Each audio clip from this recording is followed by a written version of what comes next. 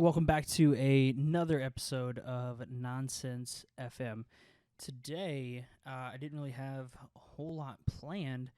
Life gets crazy sometimes and gets in the way, and so, didn't have time to. I can't say I didn't have time. I just didn't put anything together for this episode. So I thought this would be a good time to do a little unpopular opinions, a little hot takes. So we're going back to Reddit, just like we did in the first episode, and we're gonna take a look at some of these unpopular opinions, these hot takes, and kind of see what people are saying out there. What are some unpopular opinions that people have, and let's talk about them. And I haven't really read through any of these, so we're gonna kind of take a look at them. This will be my 100% first opinion off the top, off the dome, no thinking about it, opinion to some of these unpopular opinions. This is something else that I might do later on down the road. I was talking to a potential future co-host to this podcast, or at least a guest. We were talking about doing something like this because me and this other person have typically pretty varying views on a lot of things. We get along great, but we typically uh, on most spectrums we have very differing opinions. So we're going to this might be something that we do again later on down the line, but for right now, we're gonna take a look at it. We're gonna kind of see. We're just gonna dive in. So I'm just gonna scroll down, and we're just gonna take these one at a time. I'm not gonna read anything else other than the title. TLDR on all of these. I just found out what that meant the other day too. TLDR, too long didn't read. The only reason I know what it means now is because my boss used it in a email to either somebody at the company or somebody that we were talking to at a different company. I don't remember. Used that unironically in an email, and I thought it was hilarious. I had to ask what it was, and then it's super funny. So, first one is social media is destroying everything of value. Uh, off the top, I agree. Off the top, I agree because, and this is coming from somebody who uses social media for a job. I use social media every single day. And if I didn't have to, I would probably be the happiest person in the world. I would be just like radiating just joy and glee. But yeah, social media is destroying everything of value. I think I agree to that to an extent. I mean, I think that, you know, when social media kind of first came around, I think the intentions were kind of pure. And were the intentions were there, they were good. But now it's turned into like a money grab. It's turned into just a place for greedy people, whether that be the people who own the social media companies or the people on them. It all has just become a place where, you just try and see how much attention that you can get. And I think that destroys a lot of people's values. I think it destroys a lot of things within a person. It can also destroy, your perception of the public, and it can also destroy public perception of you, depending on, all the different factors. But yeah, I'd have to say that I agree with that. For the most part, I think that social media has its benefits, it has its values. You know, as somebody who is more typically introverted, I think that social media or just online stuff in general has allowed me to connect with people that I probably would never have connected with before. Online gaming and stuff like that. You know, like I said, has allowed me to make some like really meaningful connections even to today. One of my best friends in the entire world met playing Xbox years ago. So I think that the online space, the online presence, or having an online presence, can have its benefits. But at the same time, I think that it does destroy a lot of things. So it's kind of like weighing the pros and the cons there. I think that, yeah, I think that it does destroy just about everything of value. It separates us, it divides us. They always make that kind of cliche statement of, we're connected, but we're all growing further apart. Quote unquote connected. We're connected in the virtual sense, but then, what are we whenever people are in the room with us? Whenever we're sitting side by side with somebody. So I get it, and I think I can understand where this person is coming from, without reading the whole blurb here that they wrote. I just reading a little bit here. It says, it's become a place where, people just mindlessly and uselessly voice their opinions and mock other people's opinions, and it's just used to divide us. I know I said I wasn't going to read any, but just seeing that little blurb there. So yeah, I think I agree with that. I think the world would probably be a better off place without social media. It'd be hard now if you just took it away, but I think that if it had never been around, we probably would have been all right. I think now it's so far ingrained into everybody's life that if you were to just take it away, yeah, I think I don't think you could get rid of it now, or at least it'd be very, very difficult to get rid of it. But I don't know. Maybe one day we will see a world again without social media. I doubt it. I think it's only going to get worse from here. But who knows? Next one is dress codes are awesome, especially in schools, and more strict is better. This is another one that at first I kind of have an opinion that I'm actually going to disagree with this one right off the bat, but not wholeheartedly, and not to the extreme. I don't agree with dress codes in schools. As far as for uniforms and stuff like that, having school uniforms, I think that you should have a dress code. There's certain things that you can't wear, just because it's not appropriate. I know that my school had a pretty strict dress code as far as things that you couldn't wear. It wasn't uniforms, but at least you couldn't wear certain things. And I think that it was definitely a good idea because parents especially just didn't care, didn't pay attention to just whatever to what their kids were dressing or wearing to school. And a lot of times it was just inappropriate stuff, or sometimes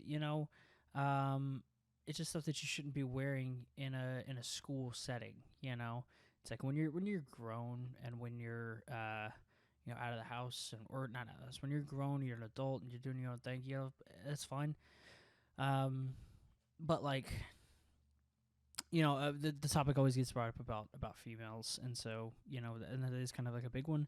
I think that there's things that shouldn't be worn in a school, whether that be from students or from adults.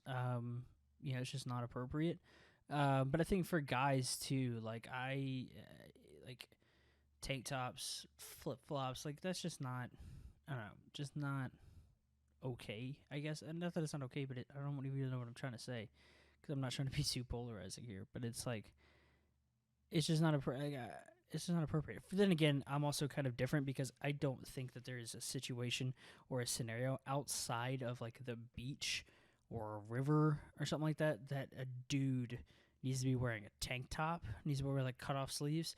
I just think it's dumb, dude. Especially I'll go out to a restaurant or whatever else, and I'm sitting down, and there'll be these dudes and here's the thing, they're in no shape to be wearing, I'm not trying to body shame, but they're in no shape to be wearing a tight fitting tank top, and they're always much hairier individuals. They usually have on flip flops or whatever else, and they got some nasty looking toes, and it's bro, I'm just trying to eat my sandwich, man. I ain't trying to see all your body hair and everything else. Again, I don't want to body shame, but it can be a little much sometimes. I'm gonna be honest, a little much. So I think that I don't think dress codes have their place. They said the more strict, the better. Um, I think it kind of depends. I think like for a job, yeah, there should be a dress code. I work at a place where it's not a strict dress code, but I have to wear pants, no shorts or anything like that, but pants, and a collared shirt every day. So sometimes that's jeans and a polo. Sometimes that is slacks, a full long sleeve button down and a jacket. It just kind of depends. Um, but I think that schools, workplaces, dress codes could be appropriate. But I don't think it's like you have to wear these colors and like this exact attire, no exceptions. I think that it's like you can generalize it. You could be kind of broad with it and be like, all right, you have to wear a collared shirt, or this is the attire. You go to events and stuff like that, and they have like attire that you're supposed to wear. Cocktail attire or casual, whatever. I think that you could get pretty general with it, which is what most people do. But yeah, I don't think that dress codes are necessarily awesome. I think they have their place, but I don't necessarily believe that strict is better or more strict is better. And I can understand where they're coming from. Like in schools, kids are always worried about having the trendy and the stylish clothes.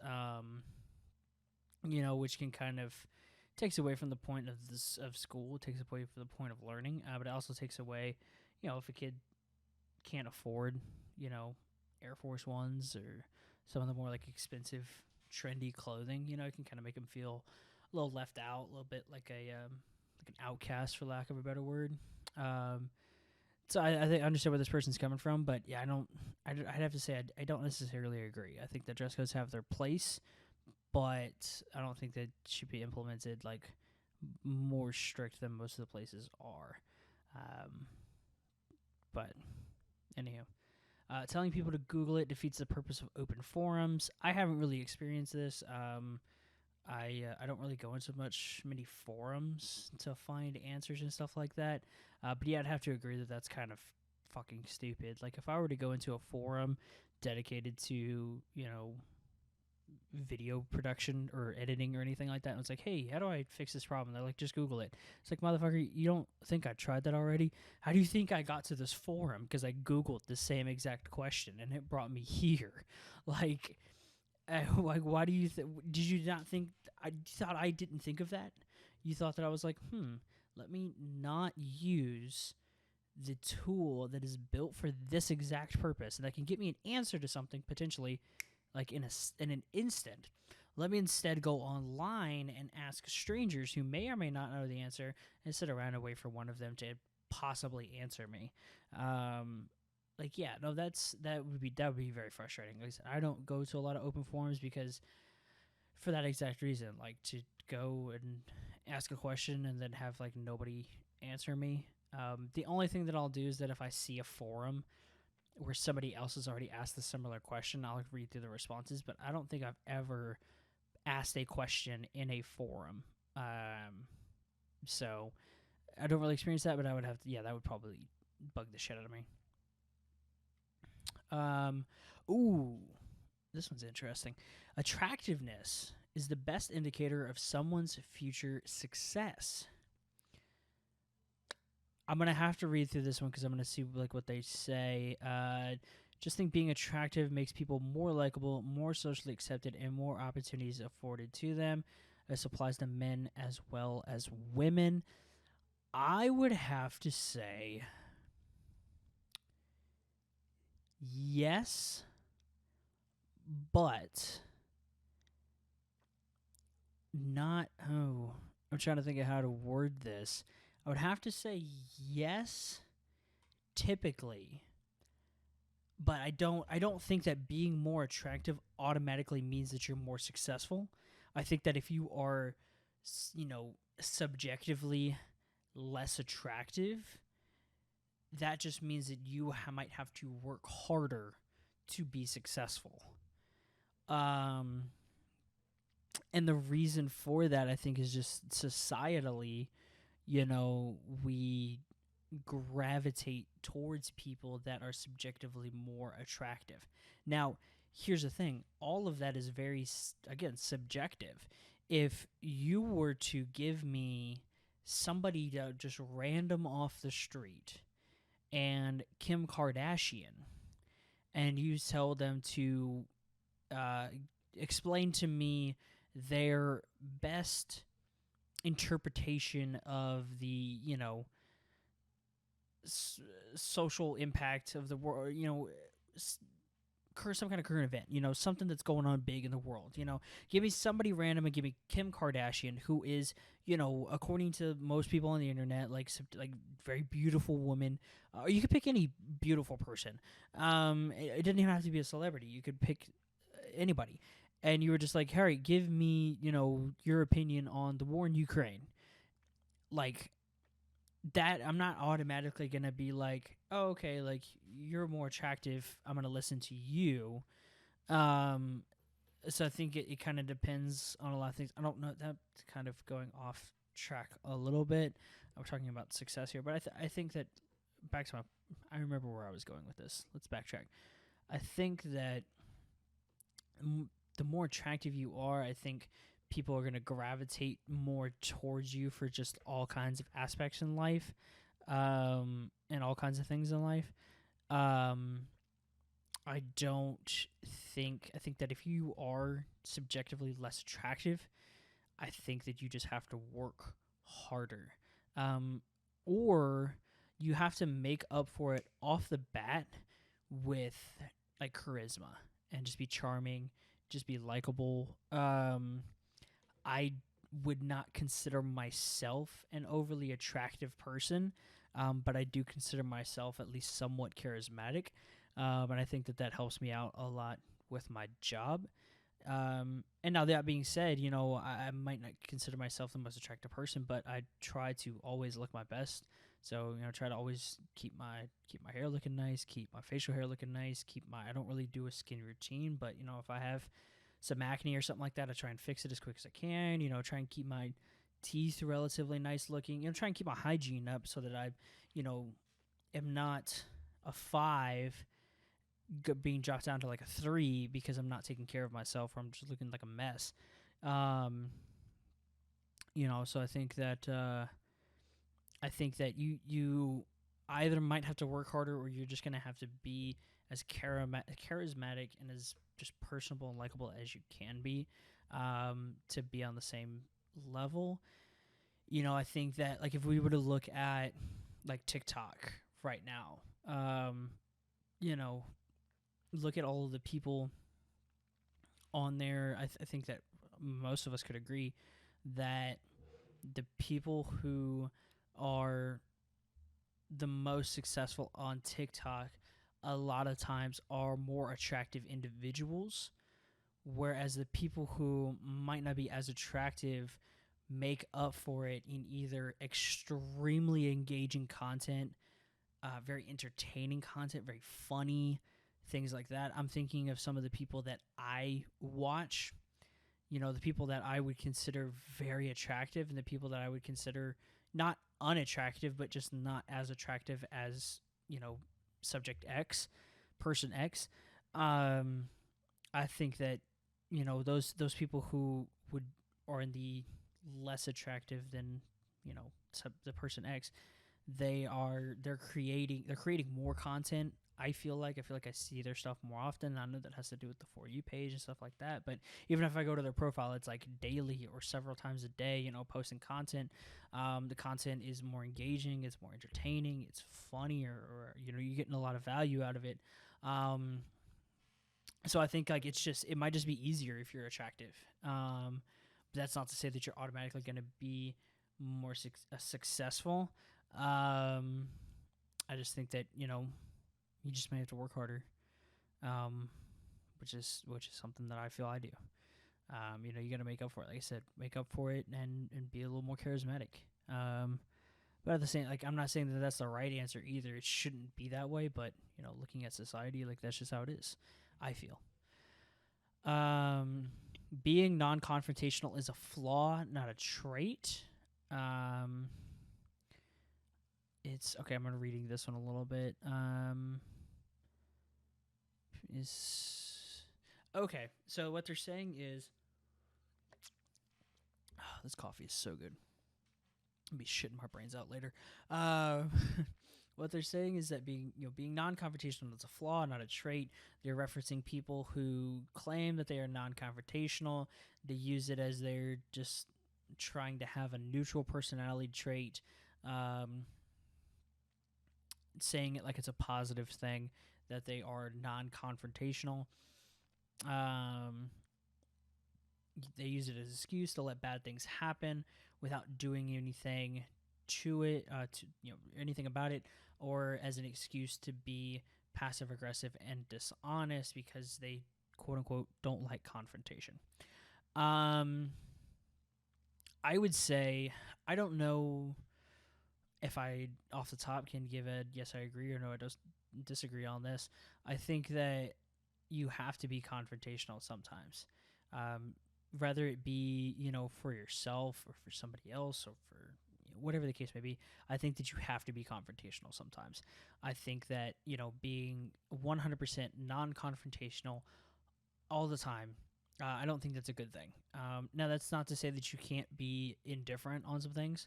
I try to stay pretty indifferent on like the political spectrum.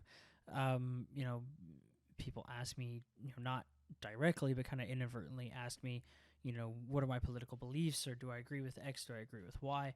And I try to be indifferent, not because like, oh, I don't want to ruffle any feathers, but because I don't give it enough thought to have an opinion one way or the other.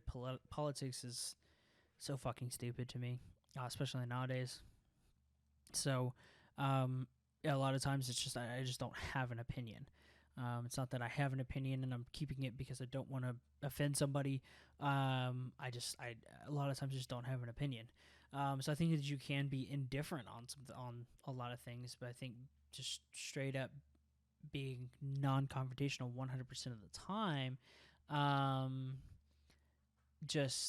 yeah, I don't think that's a good thing. I don't know if it'd be considered a flaw. I think that sometimes you have to have an opinion on some things, and sometimes you need to voice that opinion, and not let people just kind of walk all over you. I definitely wouldn't see being non-confrontational as a positive thing. What is that old saying where it's like it's better to be a warrior in a garden than a gardener in a war. I think that you can be, you know, uh, have an opinion on things. You can feel very strongly about some things, um, but it doesn't mean that you have to lash out at everybody and just be, what do they call it in like the wrestling world? Be a heel. Just be the confrontation that people see. You're just creating confrontation. Um, I don't think that's the answer, but I think like it's good to have opinions about stuff. It's good to feel strongly about some stuff. Having values. I think just being 100% non-confrontational. I think that's kind of you're just letting people walk all over you at that point.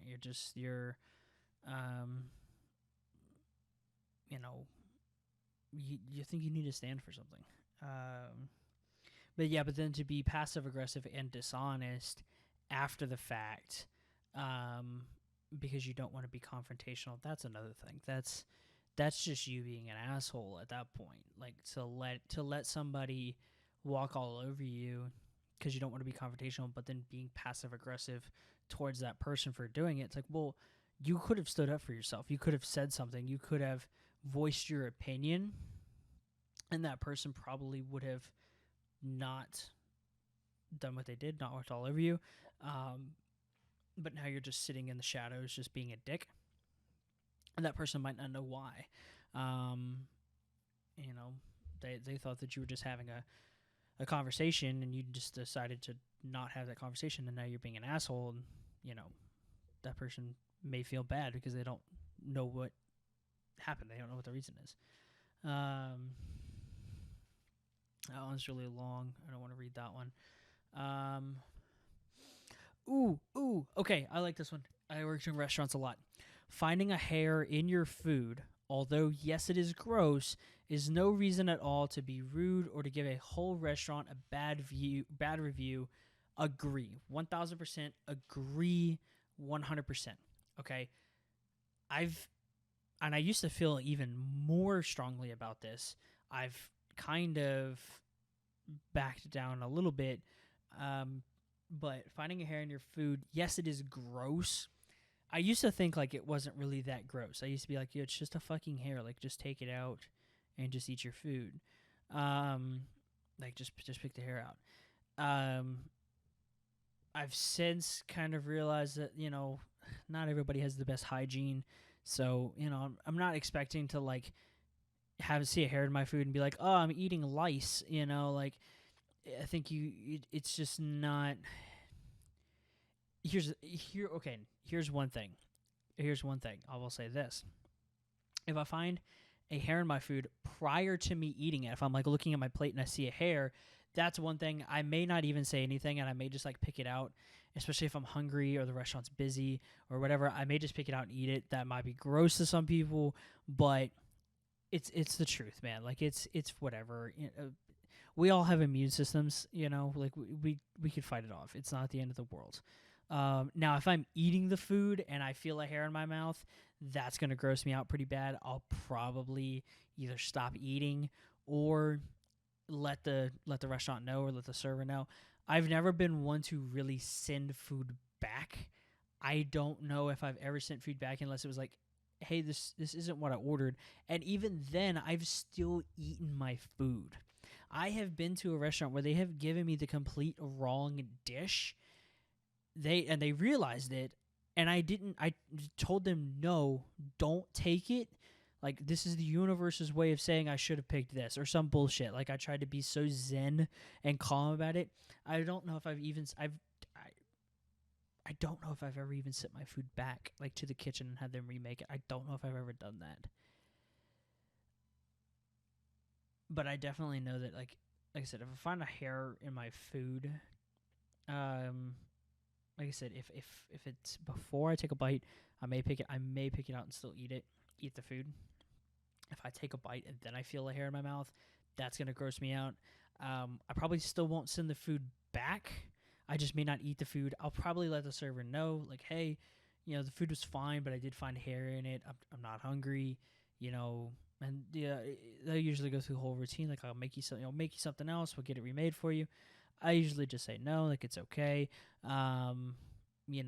Or if there's something that they can make real quick. But usually if a restaurant's busy or something like that, I'm like, dude, don't worry about it. But I 100% agree. It's no reason to be rude or to give a whole restaurant a bad review.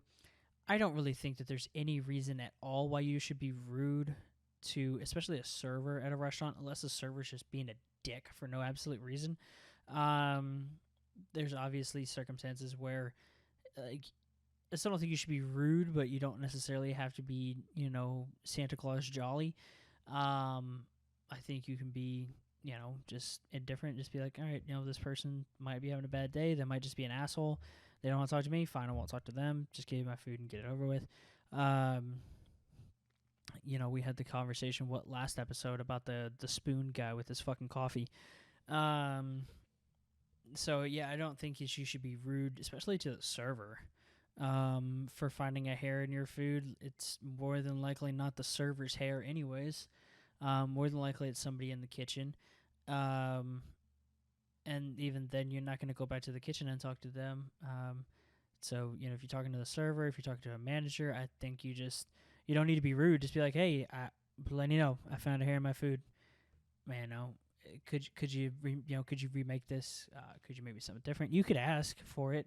I'm not one to ask for that, but I know some people are. So, but I don't think you should be rude about it. I definitely don't think you should give the whole restaurant a bad review.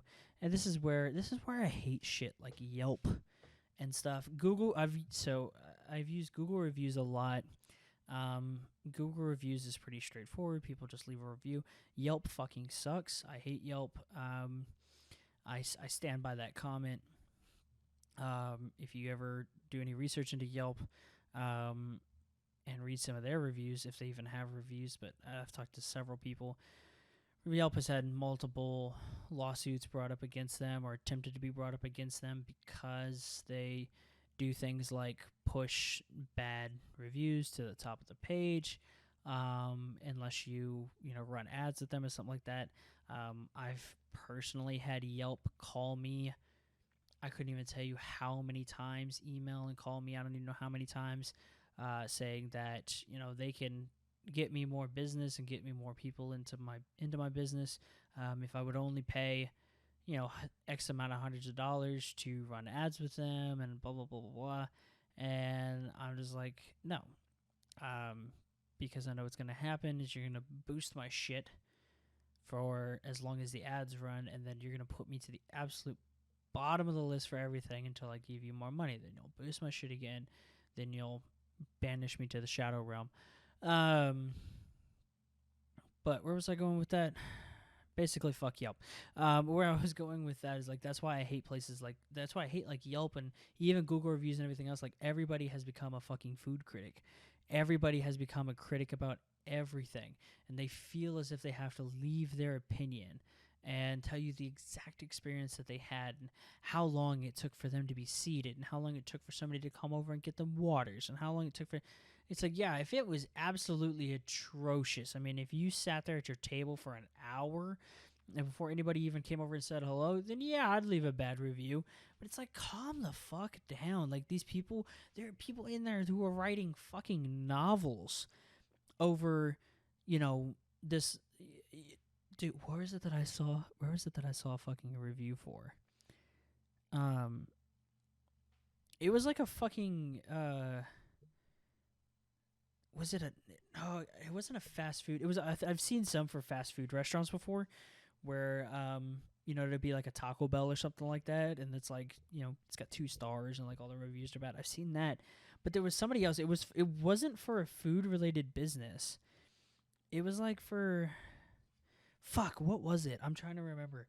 I can't think of it right now, but it was like a business that you would not expect, and it was like the business. It was a chain. It was a franchise chain, and the one that I was looking at that was in this town had 1 review. And the review was like 0 stars or 1 star, like whatever the lowest was. And this person wrote a fucking novel about this business and about how bad it was.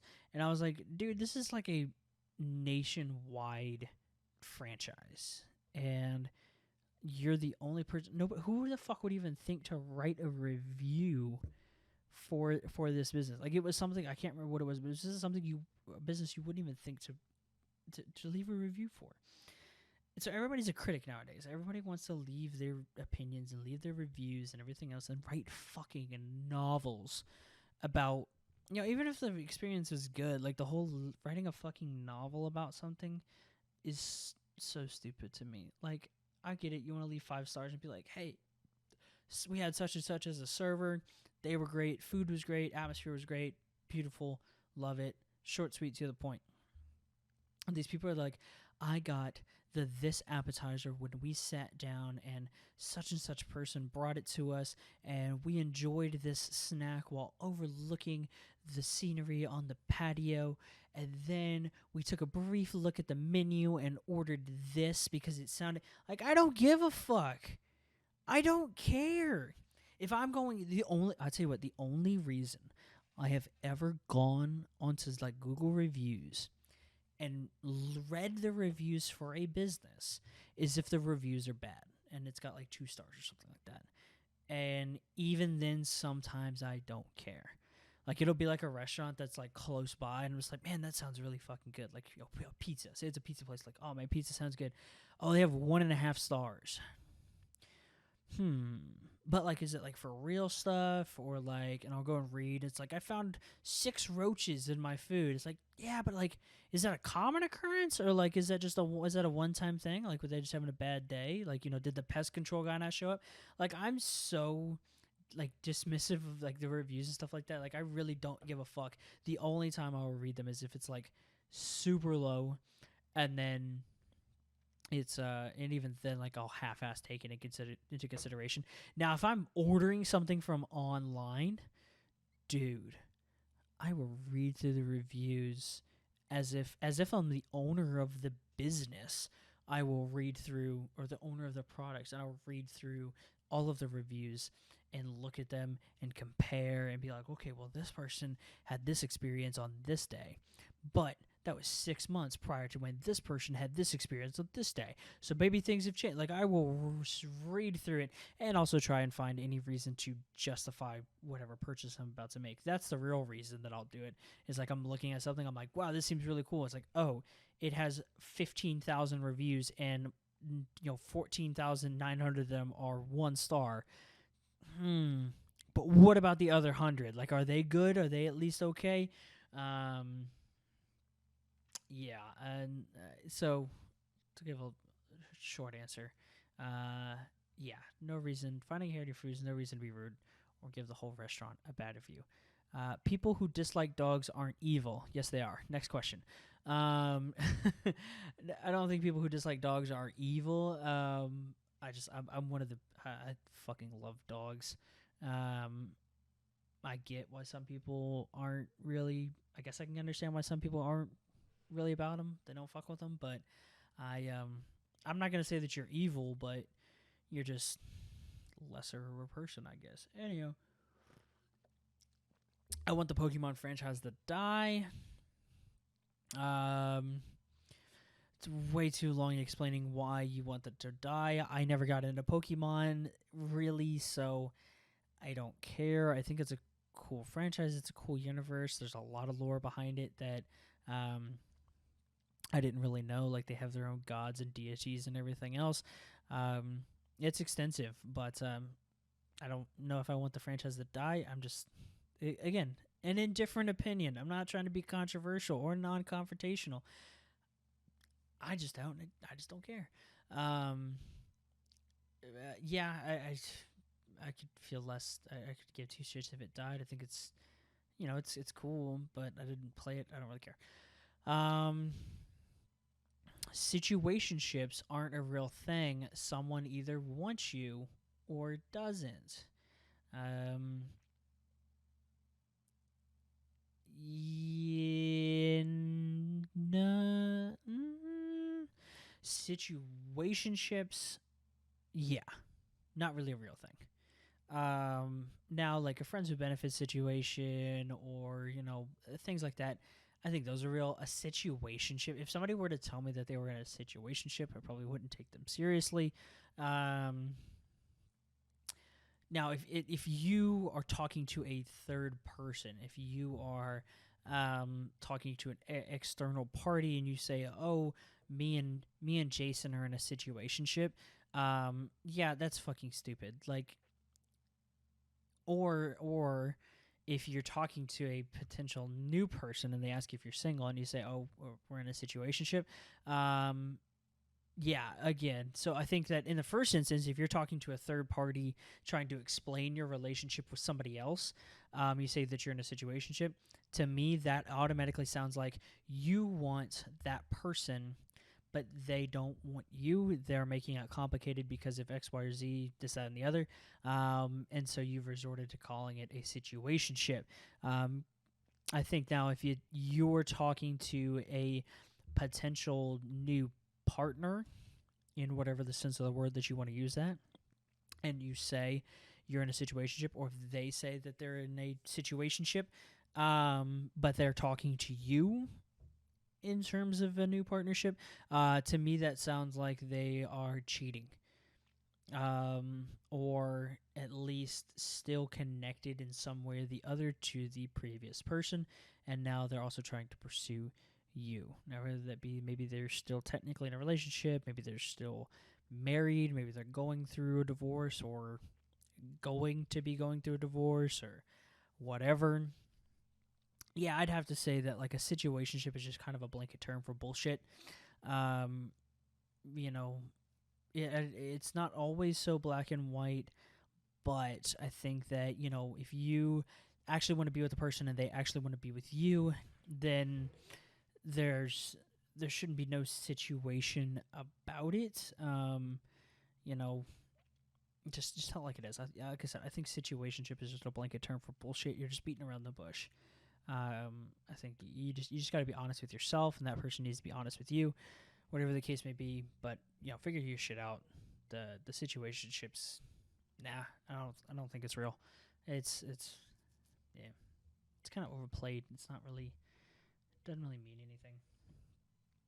Um, the idea that a partner is supposed to complete you has been one of the most harmful messages in media. Yes, because I don't think a person is supposed to complete you. Now, however, what I will say is that I think that a person can add benefit to your life in a meaningful way in perhaps a place that you were lacking something or another. Now, not to say that you were incomplete without that, but I think that being a partner can definitely bring stability and what is it, homogeny to a, or what I'm trying to think of. What's the word where balances everything out? Homeostasis. Is that no? That's not the right word. That is the right word, but it's not the word I'm looking for. But it can kind of balance everything out. I think that it can bring stability to a lot of aspects of your life that may be kind of unstable. But I don't think that the person's supposed to complete you. I think that with or without that person, like you as a person are complete. Now, not to say that it's like, oh, I can live without this person. Like I don't necessarily need them in my life. That's different because I think that the person that you're with, you should want to be with them in every aspect of the way, and that if you love them and they are a big part of your life, then I think it'd be hard to live without that person. If I were to try and envision a world without my partner, um, it'd be very difficult. I don't know if I could do it. I think I could, and I don't mean to say that in the sense of like, oh, I can just get over it, but I think that as human beings, we're resilient like that, and I think we have to push forward through things, but and I don't think that my partner completes me in a sense of like that sense that we've kind of been trained to believe. I think they do bring a lot of stability and balance to my life that I might not have without them.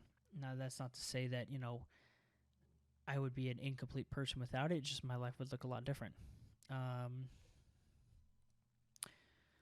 American cheese is good, and the only reason Europeans hate it is because of ignorance about what it even actually is. All right, I'm going to skip the last half of that.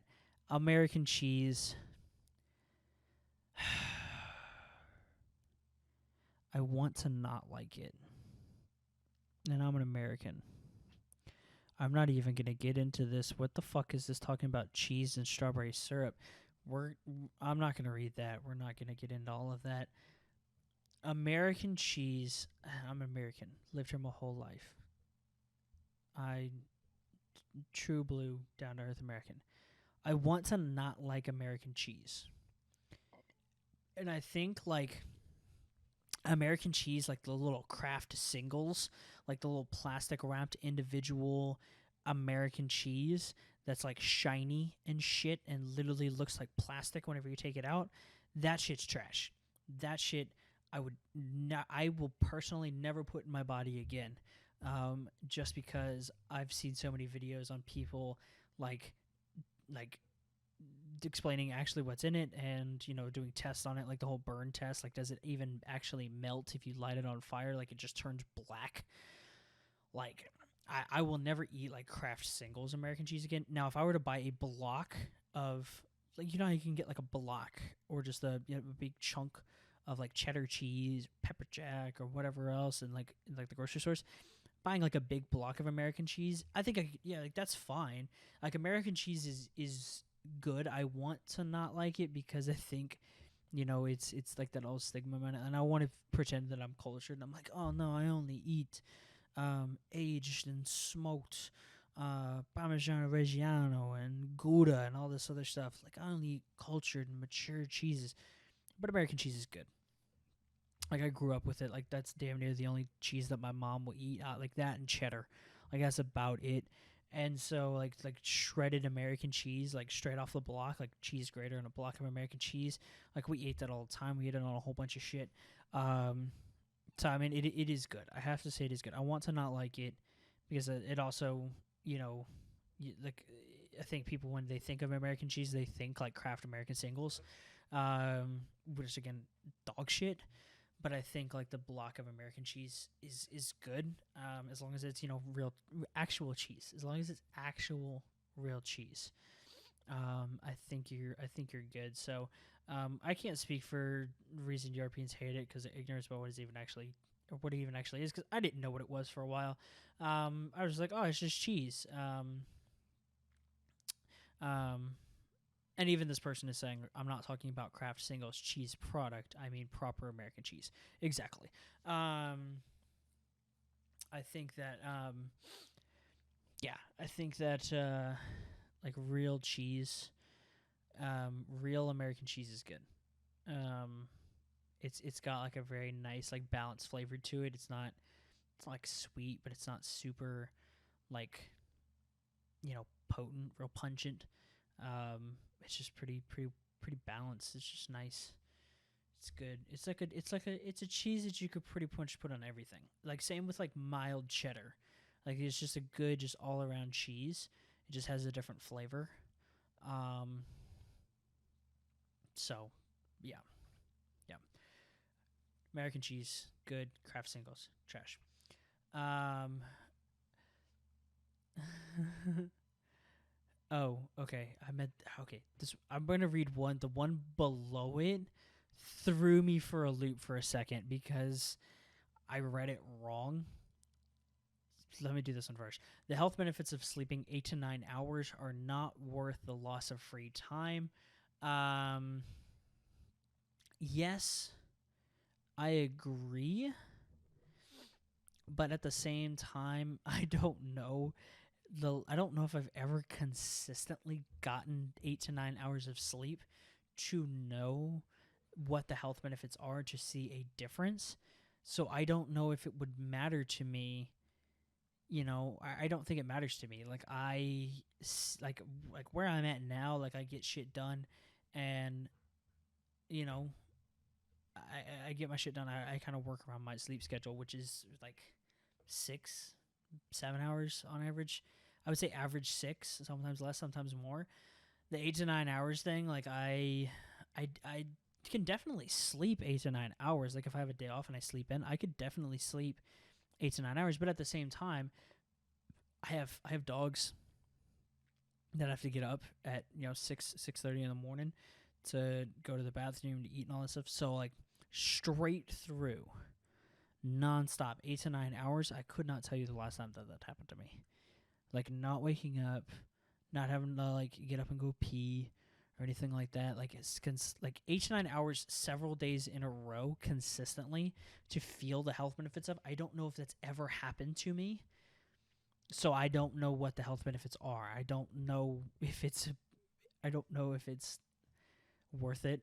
I would have to say no, because I don't experience the health benefits of that, so I can't really compare. But I would have to say, like, if I was consistently sleeping 8 to 9 hours and losing out on possibly 2 to 3 hours of my day, yeah, I probably would get less shit done. This person says they would, not really get to spend time with their family, blah, blah, blah. Yeah, I agree. Yeah, I'd have to say, like, it's the consistently sleeping 8 to 9 hours. I don't know if it's worth it. This is the one that threw me for a loop. I had to go back and read for a second. I'm tired of people referring to Africa like it's a country. So, I I thought that they were saying that they were like, nah, Africa's just Africa is just a pile of dirt. It's not I thought they were talking about, like, it doesn't deserve to be like a continent or anything else. Like, it's just it's nothing. And then I read it more. Africa is a continent with thousands of ethnic groups and cultures. Blah blah blah. Yeah. Just just to be like uh, referring to Africa as a whole, yeah, I think is a bit of a disservice. It's like referring to just Asia as a whole. That includes China, Japan, India, Afghanistan, all of the Middle Eastern countries, and all of the Pacific Islands, and like all that stuff. Like, yeah, it's a huge disservice to be like to refer to Africa like it's a country as opposed to a very, very diverse continent that it is. Yeah, I think it's a bit of a disservice. It is a big disservice. Um, Young children less than 12 shouldn't get their own screens. Looks like they're referring to tablets, phones. Probably not phones, but tablets and game consoles and stuff like that. Um, I'll add an unpopular opinion onto your unpopular opinion. Um, I think people just need to parent their fucking kids, right? Like, I think that's just above anything else. Like, it's not about like, oh, they just shouldn't have tablets. No, they can have a tablet or they can have a game console as long as you fucking parent your kids and watch them. I had an Xbox growing up. I had the OG Xbox. I got that when I was 5, 6 years old, something like that. Like, give or take in that age range, just when it came out. And I had that. Um, but my parents parented me and said like, hey, you know, when you get home from school, you do not touch it. You don't turn on the TV. You don't turn on the Xbox. You don't do anything until your homework is done. And you have to show me that your homework is done. You show me what homework you have, but that you need to get done. Now, granted, my mom was a stay-at-home mom. So I got home from school. She was there. She could check on it and stuff like that. A lot of people don't have that luxury. So yeah, I think that in that instance, maybe the whole just no screens or no tablets or anything like that might be a benefit. The whole like just giving your kid iPads so they'll shut up and you can do whatever the fuck you want and they just won't scream, cry, anything else. It's enticing, that's for sure, because there's nothing worse than just a screaming child. But I think like you also need to stimulate the kid in some way or another. And instead of a tablet, give them a fucking coloring book or something. Like give them fucking something to stimulate their mind. Like if you never introduce tablets and stuff to your kids, then they won't know the difference. So I don't. I think that it's a balance. I think that I on the one hand, I don't think that a tablet is a solution or a substitute for parenting. But I think that you can introduce screens and tablets and stuff like that to a kid, and just monitor it, and just they'll be fine. That being said, my kids probably won't have too many screens dedicated to themselves growing up, just because I did. I had an Xbox and I had a Game Boy and a little Nintendo DS. Like I had all of those things growing up. And I don't think it's necessarily because my parents wanted to just give me that and let me go. I think it's because I actually enjoyed it and they saw that I enjoyed playing video games. So they gave me those things because, they saw that it brought me happiness, that I enjoyed it, so they wanted to give that to me. But my parents were also pretty strict about like, hey, you've been playing that for a while, put it down. Like you've been on it for 2 hours. Put it down, shut it down right now. And they were strict on it. It wasn't like, hey, you might want to think. It was like, no, shut that shit down before I take it away. You can either put it away or I'll put it away for you. Yeah, so I think that it's a balance. I think that you can introduce those things, but at the same time, like you have to parent your kid above anything else. It doesn't even the screens and everything isn't even a factor. Like this, that's not the debate until you parent your kids. If once you have that discussion and once you figure that out, then you can start being like, okay, now we can talk about the tablets. Now we can talk about the screens and the game consoles and stuff. I will say this though. I spent some time with my little cousin. There's such a big age gap that I forget that he's my cousin. He seems like my nephew, but he's my cousin, and he is 7, put it in perspective, I'm in my mid-20s, so there's a big age difference there. He practically would be a nephew to me. But he's 7, I think, give or take. And we were hanging out, and he comes over to me with his tablet.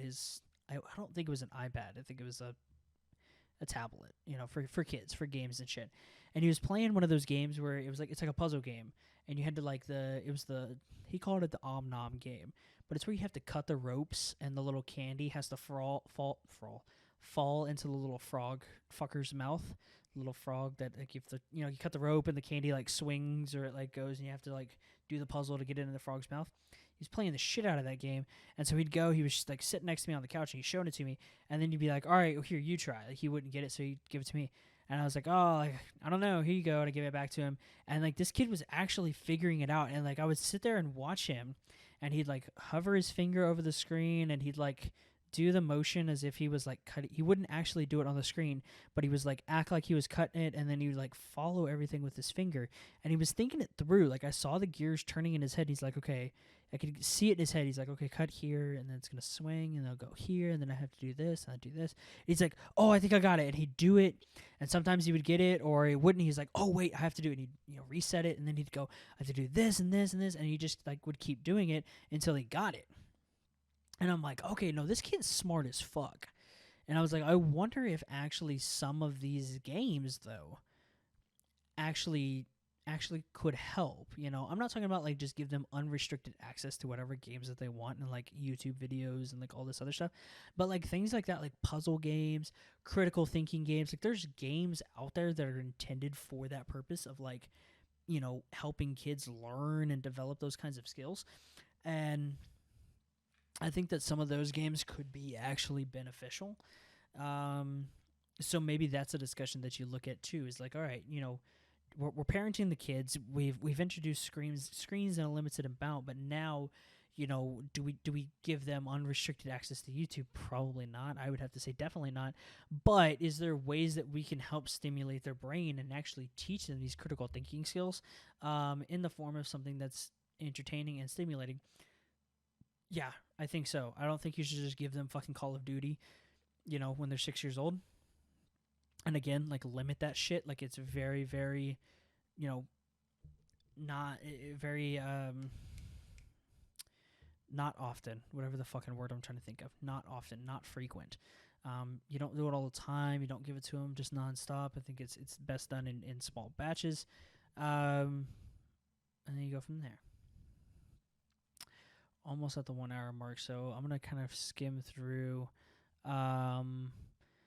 Let's go speed round. Now is the time to retire the British Monarchy. Yes, fuck all that. Let the people vote for themselves. Not gonna. Democratic system is way better than a monarchy, in my personal opinion. I'm not gonna say that the American democracy is the best or kind of the gold standard, but better than a fucking monarchy. Get rid of that shit. Proudly saying I suck at math is not cool. I agree. I do suck at math, and I hate myself for it because I see it as a disadvantage for me. Somebody will be like, oh, 27 times 38. What is that? And I'm like, fuck, I don't know. I don't know. No, math is not my strong suit, and it sucks. But I'm not proud of it, but I've just kind of admitted to myself, I suck at math. Give me a calculator. I'll figure it out.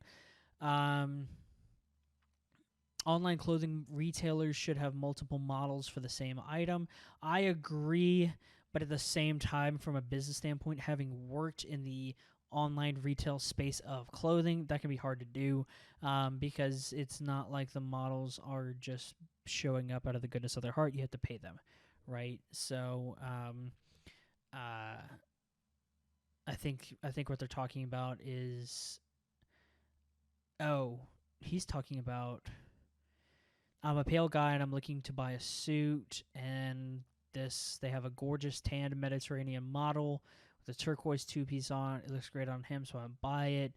Looks like crap on me because I look even paler. Yeah, okay, I thought we were referring to size, right? I see clothes, the pants that I buy for work, these chinos that I buy. The models are and they'll say like the model is approximately 6'1", 6'2", and is wearing a size X by X.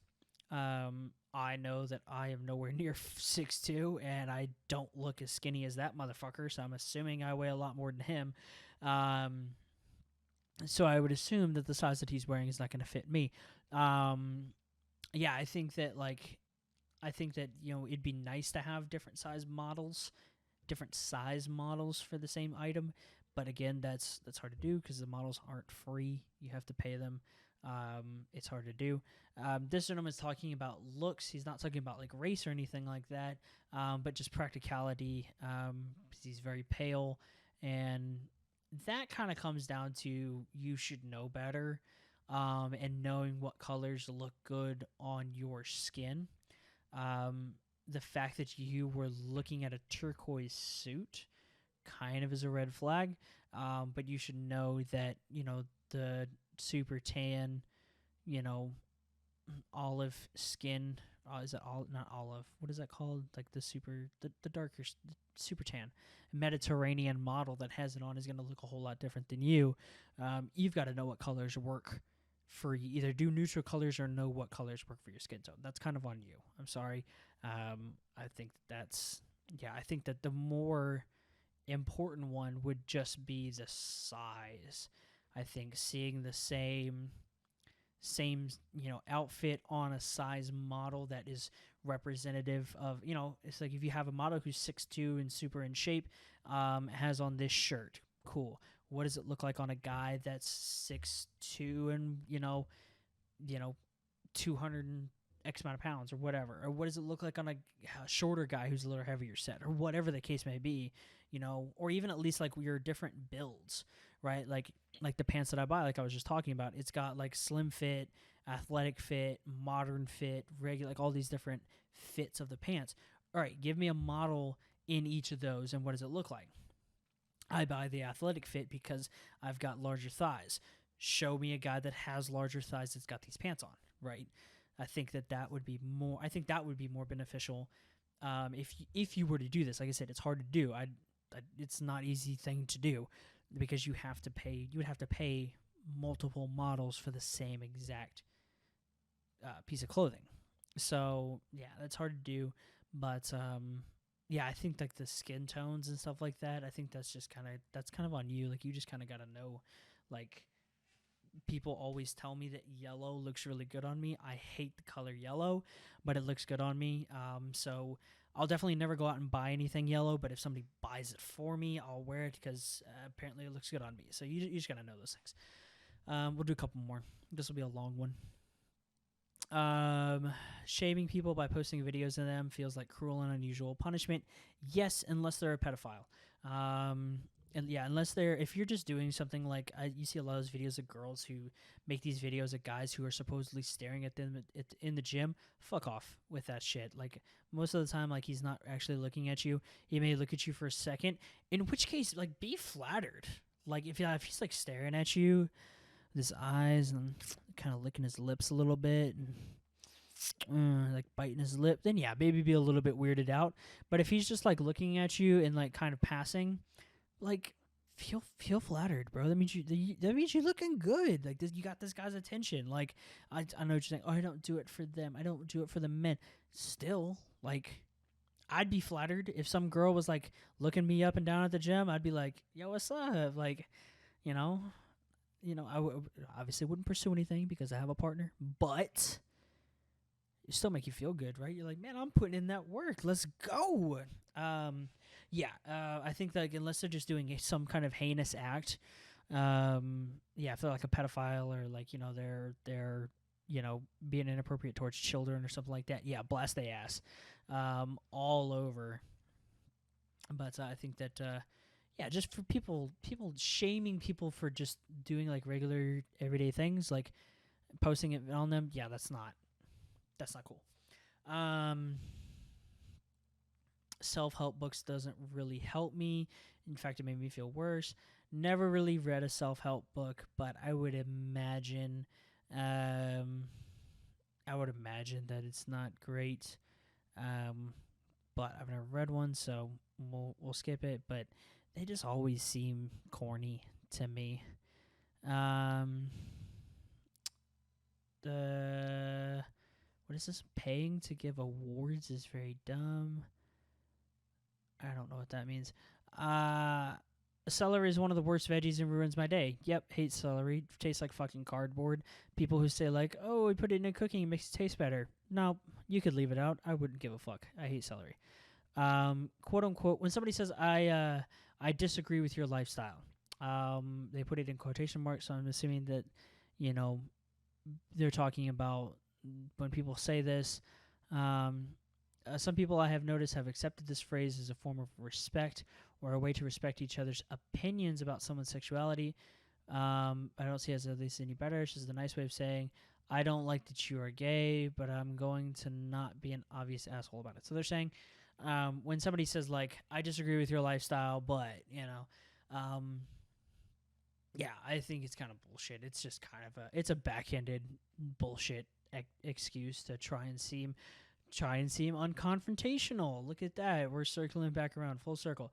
Yeah, I think that the whole thing, I guess the person said, like, especially regarding like sexuality and stuff like that, like when somebody says, "Oh, I just don't agree with your lifestyle," or you can be gay, just don't be gay around me. That's a bullshit. Like, you're just being an ass. You're just being a dick.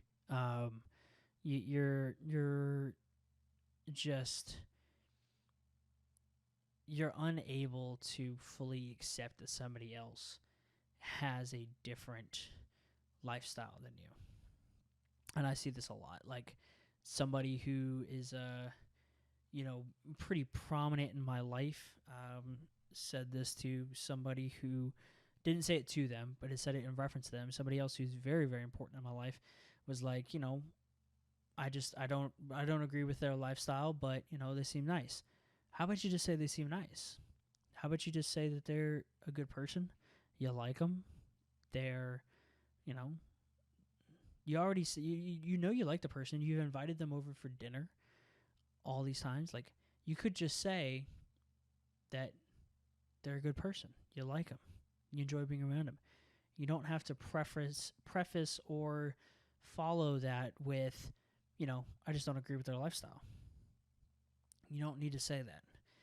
It'd be better that they just don't even think it at all. You can just accept somebody else, but yeah, to say it out loud is wild. Eating cheese by itself is good. I agree. I don't know what that one means. Wait, what the fuck is this? People with physical impairments absolutely shouldn't be jaywalking. Okay, I grew up in the sticks. I still live in a very, very small town. Yeah, I would assume that this is an issue as you get into bigger cities. They're talking about that they, you live in a busy city and, you jaywalk, you don't wait for if there's no cars coming, if there's no cars on the street, just fucking cross the street. Like I said, I grew up in the sticks, and even when I go to a bigger city, a busy city, I'm just like, there's no fucking cars coming, just go. I'm just walking across the street now. Like, it's not the end of the world. If there's a cop sitting there, I won't do it because apparently they write you tickets for that shit. But this person is saying that if you have a physical impairment, you shouldn't be doing that. Absolutely. Like I said, this isn't a problem where I live because there's really not even any streets that have like crosswalks or whatever. But yeah, I would just say that if you do have a physical impairment where you are moving slower, yeah, definitely don't jaywalk. Definitely don't jaywalk because jaywalking is risky, especially if there's other cars on the road. If you can, dart across the road real quick, whatever. But yeah, I think no, that's this one's about suicide. We're not going to get into that one. This is about some gamer shit. Meh.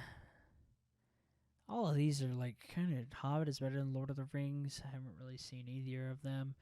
I'm probably going to catch some flack for that one. I've never really watched The Hobbit or The Lord of the Rings. I've seen bits and pieces of both, but They look fun. I just never have sat down to watch them. Um, a lot of these too are like either so niche, or they're not really unpopular opinions. Um, it's not finances or ruining. Wait, all right. This is a really shitty way to end the podcast. We're supposed to like end on a high note, and I'm really like petering out here. Um, this one says everything on the McDonald's menu is great except for the burgers. Wrong. Everything on McDonald's menu is trash, even the burgers and every other piece of the menu as well. Do I still go there if Jack in the Box and Taco Bell are closed? Yes. Did I just say that Taco Bell and Jack in the Box close? Yeah, because in my town they do. Apparently they close at like midnight. I think the McDonald's does too. Everything fucking closes in my town like super early. I think McDonald's might be the later of them. I don't know. I've been to McDonald's several times. I live in Texas, though. We have Whataburger. It's better than all of them. Fight me for it. I don't care. McDonald's is trash. All of it's trash. It's fast food bullshit. It's all trash, but it fucking tastes so goddamn good sometimes. Yeah, no, all of McDonald's menu is trash. Their breakfast, actually, no, I take that back. Their regular menu, and they even say it right here. Well, they said the chicken nuggets. I fucking hate the McDonald's chicken nuggets. They taste artificial as fuck. I hate them. They said like their breakfast, their fries, their hash browns, all top tier. I agree. McDonald's breakfast fucking it goes so fucking hard. It's so good. I love McDonald's breakfast. The rest of the menu is trash. If I go to McDonald's and order anything though, it's a burger. It's gonna be a burger and fries.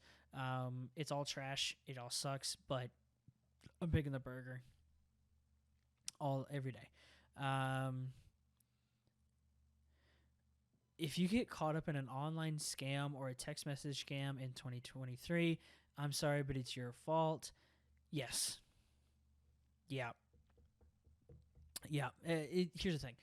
An online scam or a text message scam, yes. I have actually almost been the victim of a scam. Because I was 19 years old and didn't know any better. This was back when I was doing photography a lot, and I had a guy reach out to me saying that he wanted to pay me $1,000 for a shoot, and I was like, "Holy shit, $1,000!" Back then, I was like charging like less than $100 for an hour, which is just fucking insane to me that I was doing that. I may have been charging $100 an hour, maybe. But he was like, "Hey, I want to charge like $1,000," and I was like, "Holy shit, this is the greatest day of my life. Let's do it." And then it was just so obvious that it was a scam. Like once it got like, I wouldn't even say not even past the halfway point. It was like halfway through the communication part of it. It was like, that's when I got, and he was like, "Hey, I'll pay you $1,000. Like, I'm going to send you a check." And I was like, "All right, cool." And then he's like, "I need you to deposit the money or cast the check and send this other guy half of it." And I was like, "What?" And he was like, "Yeah, like he's the event planner, and I need you to pay him. I'm just gonna send you the whole check. You cash it. Send the $500 or whatever over here." Or I think he actually said he was like, "I'm gonna pay you $1,500. You keep your 1,000, and you send 500 over here." I was like, "Why didn't it make any fucking sense? Like, checks aren't expensive. Like, you could write another one. Like, what?" And so I took it to a guy that I knew, and he was like, "Yeah, this is a scam." And I was like, "Yeah, I figured." Like I was like, I got so excited though. I was like, "Oh, sweet, you're gonna send me money? Fuck yeah, let's go." And then he's like, "Send this guy $500." I was like, "Huh?" Like, that doesn't make any sense. And he was talking about going through like he was using a broker and all this. I was like, I don't even know what a broker is, but I'm pretty sure you don't use them for $1,500 checks. Like, I've written a $1,500. I was 19. I was like, I've written a $1,500 check before. You don't need a fucking broker for it. I know that. And so, I took it to a guy, and he was like, "Yeah, this is obviously a scam." And I was like, "Yeah, that's what I figured." And so I kept fucking with the guy though, and he was like, "Did you deposit the check yet?" I was like, "No, not yet. Like I've been sick," and because he got my address because he sent me the check, because the guy I talked to was like, "Go ahead and like if you can send it to a PO box, like send it, don't give him a physical address, but send it to a PO box. That way you have a physical thing. You can take it to the cops." And they might be able to do something about it. So I gave him the PO box that I was using, and he was like, "Well, this PO box says that," or I think I told him one time that the post office was closed, and he actually looked up the post office. He's like, "Well, the PO box or the zip code that this PO box is in says the post office is open," and I was like, "Yeah, you know what? Fuck off! I'm telling you that it's not." Like I was just trying to fuck with this guy for a little bit. Yeah, if you get caught up in an online scam or a text message scam now, unless it's just really, really sophisticated, yeah, it's your own fault. Especially if it's for nothing. Like, if you get caught up in something like I was just talking about, where it was like business related, that's one thing. But if you're just like, you get an email, it's like, "Hey, you've won a free iPhone," and you're just like, "Oh my god, finally, my luck is turning around." Yeah, that's on you. That's on you. Yeah, that's your own fault.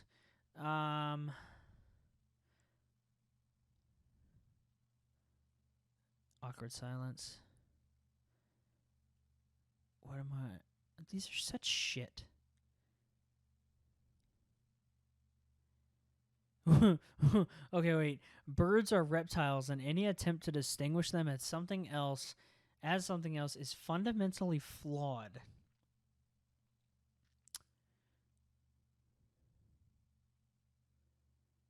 I'm not even going to read it. And I disagree. Simply because anybody who knows anything knows birds are not real. Anywho, moving on.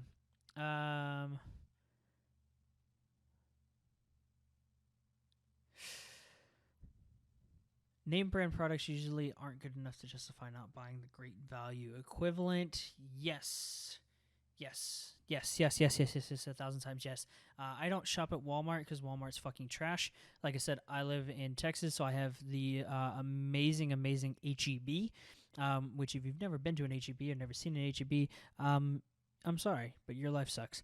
HEB is the greatest thing that God has ever gifted to humanity. And the HEB brand products are fucking maybe not S tier, but they're definitely A tier. And I will pick them almost every time over any other name brand. The only time I'll pick a name brand is if it's like specifically looking for like a certain product. It's like, I know that I like the taste of this, or I know that I like the quality of this, and it's a nominal difference in price. Then I may stick with the name brand. If not, I'm going with the off brand, the quote unquote off brand, the great value or the HEB equivalent. Yeah, I'm going with that. Women have a higher pain tolerance. I agree. They push babies out of their vaginas. I'm reading through some of the stuff that women kind of go through. Yeah, I hope to God I never have like kidney stones. As many energy drinks as I drink, I probably will. Because they say that could be a side effect later on down the road. But I pray to God I never have kidney stones, because that's got to be the worst thing in the entire world. Chain letters need to make a comeback. No, I'm not even going to elaborate. Chain mail or chain messages, chain letters, chain text messages, fucking disgusting. No. You shouldn't be depressed. This is in quotations. You shouldn't be depressed. At least you have a job and a warm bed. Is just as invalid.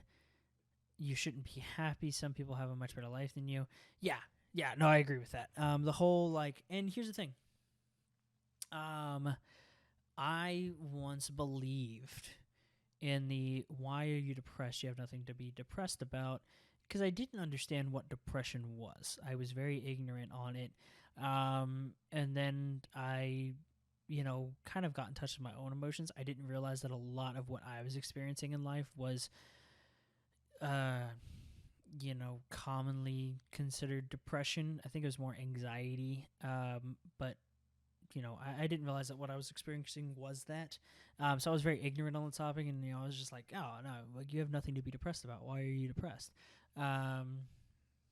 I think that does kind of have the same energy as you shouldn't be happy. Some people have a much better life than you.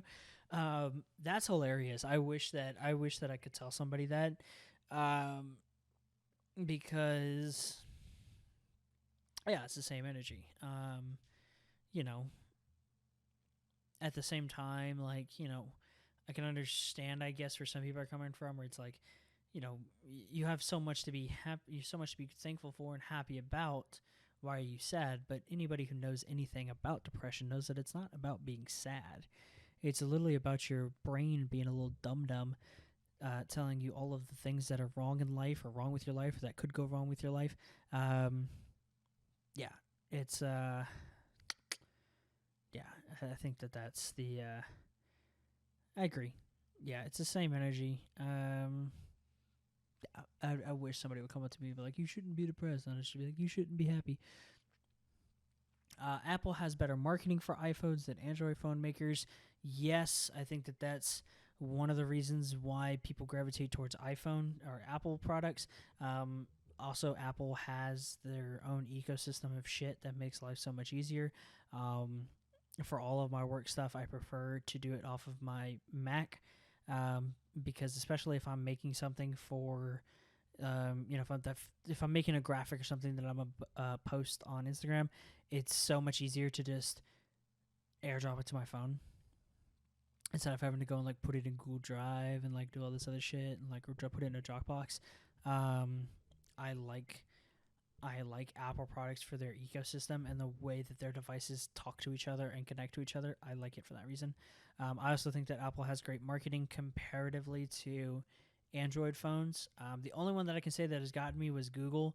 I switched over to a Google phone for a while. I did enjoy it, but again, for that same thing, like I switched back to Apple because it works better with other Apple products. Um, yeah, I think that the marketing plays a lot into it. Um, I love being moist. Humidity is my best friend. I hear people complain, but assume most people are just dramatic or want to fit in. No, no, no. Dude, being wet, like feeling your fucking gooch sweating, or feeling like sweat dripping down your ass crack, worst feeling in the world. Worst feeling in the world. I hate it being humid. I What the fuck does this say? Life or immediately putting on jeans and socks right after the shower. No. No. Putting on jeans and socks right out of the shower? Being outside when it's 85 degrees out and rainy with a skin tight jacket stuck to my skin, this person has to be trolling. This is the most disgusting thing. Especially when you start to feel the sweat pool in the areas between your skin and clothes. No. No, this person has to be trolling. This is fucking disgusting. This person is a psychopath. No. Nope. No. Blech. Love being moist. The bro code rule that makes the least sense is don't date your bro's sister.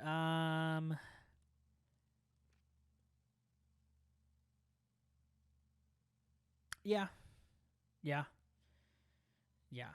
I think like a lot of people are insecure about it and they're like, yo, I don't want to picture like my best bro like boning my sister. Um yeah, I get it in that sense, but at the same time, like that's your homie. Like you could assume, I mean, you trust them probably a lot. You could assume that they're gonna treat your sister right. Now, I think that there's a difference between like bro code and then knowing like your homie's kind of a dog and probably won't treat your sister right. Um, like I think all guys have that one friend that's just out here fucking, just fucking around, doing whatever they want. You probably don't want that guy dating your sister because you want the best for your sister. Not to say that guy's a bad guy, but he's a dog. He got a little dog in him.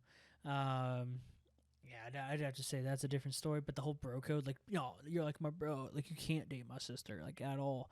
That's stupid. Like, if you trust your bro, like, if that's your homie and, like, y'all are tight, then, you know, yeah, I think that's dumb. Especially, like, what if they, like, turn out to, like, be a great match for each other and get married? Then your best friend in the whole world is your fucking brother-in-law, and you get to spend, like, Christmas and shit with him all the time. Like, that's fucking great. That'd be awesome. Like, just hanging out with your boys all the time. I think that's great. I think that's great. I might end it on that one. I think I'm just reading that if there's any more that are really jumping out to me. Um, yep. Uh, hmm. That one's a little kinky, but we're not gonna get into that one. Oh wait, let's get into this one real quick.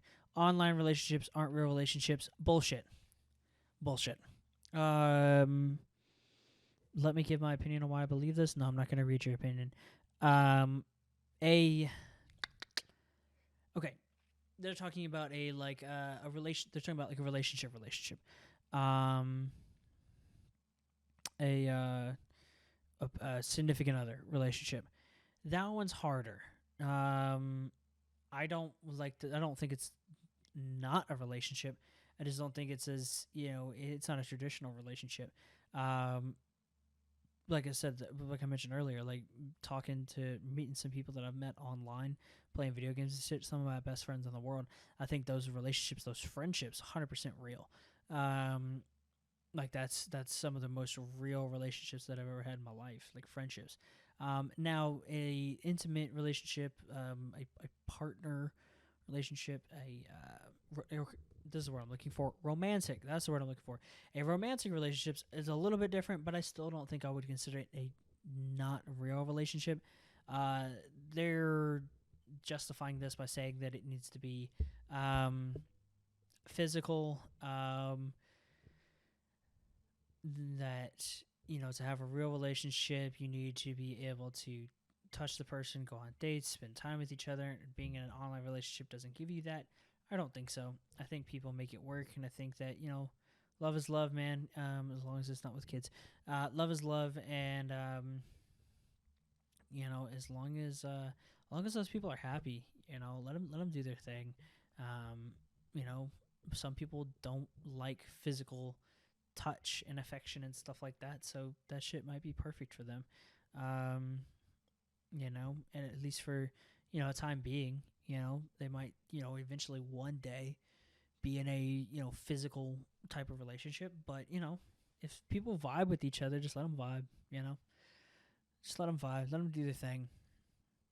All right.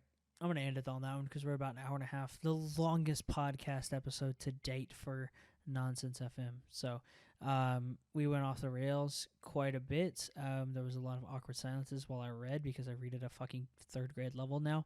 But nevertheless, I hope that you enjoyed everything. We're going to get back on track with the regularly scheduled episodes, and hopefully we'll start bringing on some guests soon, some potential co-hosts, stuff like that. So stay tuned, and let's see where this thing goes. But until then, y'all have a good one, and we'll catch you in the next one. Peace.